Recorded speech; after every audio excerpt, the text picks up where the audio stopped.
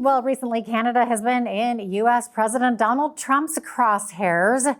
First, with the social media posts complaining about wildfire smoke billowing down into the eastern states from Ontario. Now he's hitting our country with 50% more tariffs. Lots to talk about when it comes to Canada and U.S. relations. And who better to give us the details than Toronto Sun political columnist and regular BCN contributor, Brian Lilley, who joins me now. Thanks for having me. Yes. Okay. Brian, more tariffs. Feels like we're always talking about this. Tariffs, and more tariffs have been slapped on Canada by Trump. So, Brian, what do we need to know about these new tariffs? So he's slapped tariffs on us for three different issues. One, he's upset that Canada retaliated on his auto tariffs by imposing our own auto tariffs. And by the way, our auto tariffs on American imports don't go as far. So the American tariffs on Canadian autos and auto parts, it applies to all finished vehicles, but they look and they say, okay, if the vehicle's $50,000, but it has $25,000 worth of U.S. parts in it, then we'll only tariff the $25,000. And auto parts, that no such exemption. It's just if it's Canadian auto part, it has a tariff. We've only tariffed vehicles, not U.S. auto parts. Now, that's partly because it helps our plants here in Ontario, but we have tariffed finished products in the same way the Americans do it. We just tariff them on the American components of the vehicle. Trump says this is unfair. Look, Korea and Japan and Mexico are exporting more cars to Canada now because of this. Well, maybe if you didn't tariff our vehicles, we wouldn't tariff yours. It's pretty simple. The other two are a bit more complex. Part of it is the booze ban, which Alberta does not have, Saskatchewan does not have, but every other province and territory has a ban on American alcohol. So what they're saying is we're going to tariff your Canadian alcohol. So, up in High River, they make the great Alberta Premium. Well, guess what? That's going to have a 50% tariff on it if it's going to the United States. The big one, of course, is Crown Royal made in Gimli, Manitoba, because Texas buys more Crown Royal than all of Canada. That's how big it is down there. It's one of the top selling spirits in the country. The United States is their biggest market. They're facing a 50% tariff. Trump is right. We are engaged in unfair trading practices with this booze ban. Wow. Canadian Club, too. I know. Yeah. Canadian Club's a big one down there, too. They'll order their CC and Coke. Here we call it Ryan Coke. There they call it CC and Coke. And it's very popular. It is an unfair trading practice that we are engaged in, and we're getting hit with it now. They told us this was coming if we didn't change. Ontario Premier Doug Ford, BC Premier David Eby, they say they're never putting the booze back on the shelf until all tariffs are gone. Unfortunately, there's not even talks to get the tariffs removed. And then the final one is dairy. The Americans say that we are not living up to what we agreed to in CUSMA when it comes to dairy. And so they're not only slapping tariffs, they're demanding more from us now to get it removed. They want to be treated the same way as the Europeans. That's going to be a tough nut to crack for Mark Carney, given the power of the dairy lobby. I know everyone says it's just in Quebec. No, it's nationwide, and they are incredibly powerful and organized. Lots of money behind big dairy. Wow. One American who's been speaking a little bit more positively about Canada is U.S. Ambassador Pete Hoekstra, who recently spoke in Edmonton at the Pacific Northwest Economic Region's annual summit.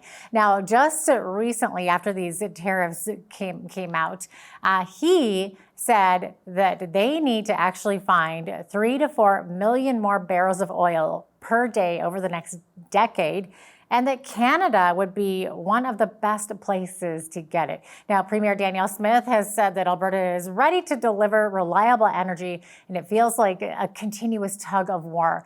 Brian, the title of your latest column on this topic is Trump Owns the Trade War, Carney Owns His Response. You're putting some of the blame on the Prime Minister here, and many would agree with you, but why don't you explain your reasoning? Yeah, well, just on that oil bit, Hoekstra also said Canada would be the best place to get the oil, but it's not the only place. And if we don't want to do business, well, then they will go somewhere else. He, spoke in his usual blunt style. And Mark Carney probably would prefer that we not sell that oil to the Americans, although much to his chagrin, I'm sure, the South Bow pipeline, the resurrected, I guess you could call it Frankenstein version of Keystone XL, appears to be going forward. That's great news in my books. But, Carney is doing everything he can to get in the way of getting a trade deal done. Donald Trump started this. It is a simple matter of fact that Carney keeps getting in the way of finding a deal on trade, whether it is just not engaging, because they're not.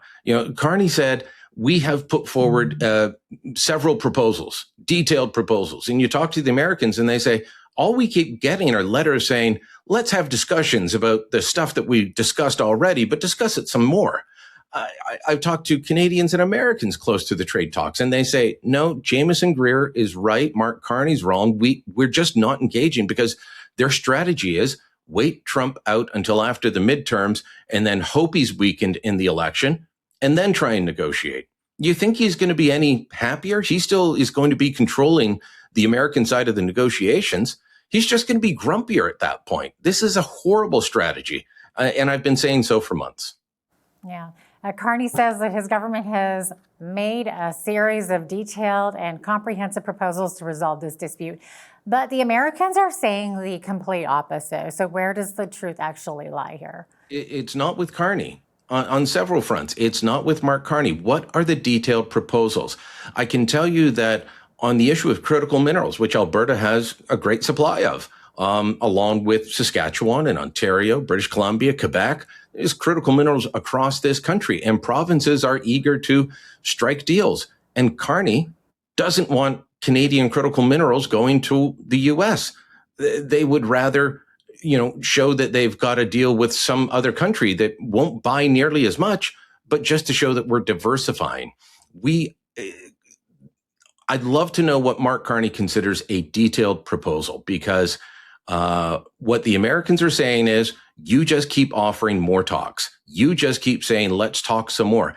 And what they want are fixes and resolutions. I think that's partly why these new tariffs have been brought in. They're tired of waiting to deal with the dairy issue. They're tired of waiting to deal with the booze ban issue. And they've just said, fine, you're getting 50% tariffs in 30 days. So, you can keep talking or you can come up with a resolution. I wish that we had, and this is what I argue in my column, is that we had gone to the Americans with a whole bunch of proposals, that we would allow them preferential access to our energy supplies and to critical minerals, that we would increase defense spending with a special focus on the Arctic because they're quite concerned about the Arctic, and we should be as well, that we would remove the booze ban, that we would come to terms with them on dairy. If we had put all that together in a package and said, hey, here's what we'll do for you. These are not new trade irritants. Here's what we will do for you. We want the tariffs removed. I think we could have struck a deal.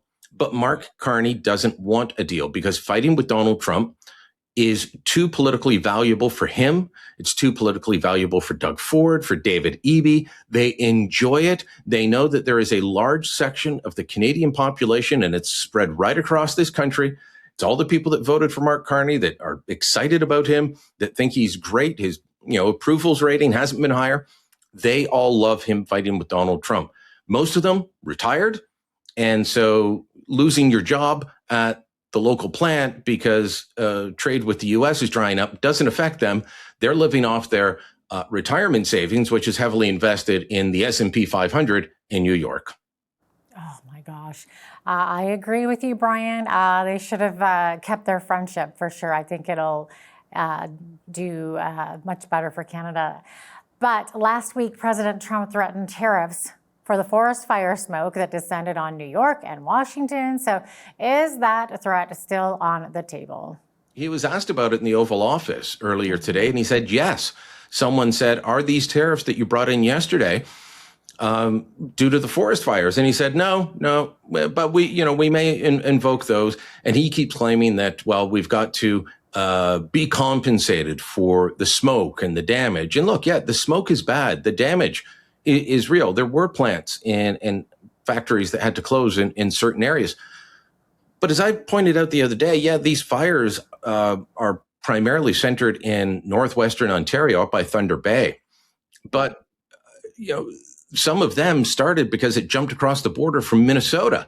And some of the smoke that's blowing down into New York City over the World Cup game, over the White House in Washington, is also coming from Minnesota, from Wisconsin, from Michigan. They've got huge forest fires in the States right now. He's making lots of claims that Ontario doesn't manage. He just says Canada, but Ontario doesn't manage its forest properly and doesn't do prescribed burns. That was the case for Parks Canada in the Jasper fire. You remember, that devastating fire. Well, we found out they'd given up on a whole bunch of standard forest management practices. That's not the case for the province of Alberta, which would like to take over Jasper National Park for that reason. It's not the case for the province of Ontario either. But lightning strikes in a forest that's hundreds of kilometers away from any settlement. It's tough to fight that. And that is basically what's happening in the far north. And it would be the same if it was the far north of Alberta. I mean, there's parts of your province nowhere near a settlement, but filled with trees. And guess what strikes? Lightning. Mm-hmm. And then we have Doug Ford chiming in saying, instead of complaining, they should be a good neighbor and send some firefighters up to help us. Does he have a point? Yeah, because we send crews down to help the Americans, from every part of this country. We tend to send it on a regional basis. So, firefighters from Alberta and BC will go to more Western states. And, yes. Doug Ford keeps pointing out that we sent hydro crews and linemen down to North Carolina after the hurricane last year. Absolutely true. We should be sending support. But he said he's only gotten 2 calls, one from the governor of Massachusetts, just checking in to see how he's doing, and one from Tim Walz, the governor of Minnesota, who asked him to go rescue, could you help us rescue these YMCA campers who went camping in Northern Ontario? Of course, Minnesota and Northern Ontario share a border. They went camping. They were stranded in a lake. So we sent in the armed forces and the Ontario Provincial Police to get them. Walz was very happy about that, but he is, of course, dealing with his own forest fires and doesn't have equipment to send. Right. And then speaking of sending reciprocal help across the border, just last week, in fact, a Canadian volunteer firefighter was killed in the U.S. helping put out a wildfire in Colorado, and he died helping Americans. So you'd think that Trump would maybe think twice about his words on this issue. No, definitely not. All right. Well, no end to cross-border issues. Let me ask Brian about the Gordie Howe Bridge. So there's a new deal, but a lot of confusion on whether Canada earns its $6.4 billion back before we split revenue with the Americans. So where do things stand here? Yeah, this is the bridge that is the new bridge to link Windsor, Ontario, and Detroit, Michigan. Busiest border crossing on the continent already at the Ambassador Bridge, and that's why this Gordie Howe Bridge has been built, because traffic backups are so commonplace. Cost $6.4 billion. The original deal was Canada would keep all the toll revenue until the bridge was paid off, because we paid for the entire construction. Donald Trump started complaining about that back in February, said it wasn't fair. The Americans needed some of the money. Mark Carney's trying to say, oh no, they're not getting any toll revenue. And we're going to pay off the bridge, and we'll give them a little bit, but it's not going to be much. And he's really confusing the matter. The best that I can tell, Jeanette, and this is because they won't actually be upfront with the Canadian public. We have a fund that Canada is going to pay into from our general tax revenue. So we will keep all of the toll money, and we will pay them the equivalent of half of that toll money after expenses for covering the bridge out of our general tax revenue. All right. We're about out of time here, but I want to throw this one last one at you really quickly. Premiers are meeting in Charlottetown today beyond talking about tariffs. What's on the agenda, Brian? Well, tariffs weren't on the agenda, and then it was forced on the agenda by Donald Trump and demands from the premiers. Mark Carney didn't want to talk about this. That's going to take up an awful lot of time. Of course, there's also issues surrounding defense contract spending. Every province wants to make sure that some of that spending goes to their province, because everyone's got a little company here or there that does something, and they want a part of that big spending fund that's going on from the Carney Liberals. And then finally, you've got, of course, healthcare. Always a perpetual issue, but the finance ministers from all the provinces met with federal finance minister Francois Philippe Champagne last week, and They talked an awful lot about healthcare. The Feds say the cupboard is bare, that they can't keep giving increased money. But of course, what does every province spend more money on every single year? Healthcare. So, I think you will see the Prime Minister talk a lot about innovation surrounding healthcare, meaning you guys can go experiment with like private delivery and things, and I'm not going to get in your way. But he doesn't want to give them more money. Of course not. Brian Lilley, Toronto Sun political commentator. Thanks so much for joining us today once again. Thank you.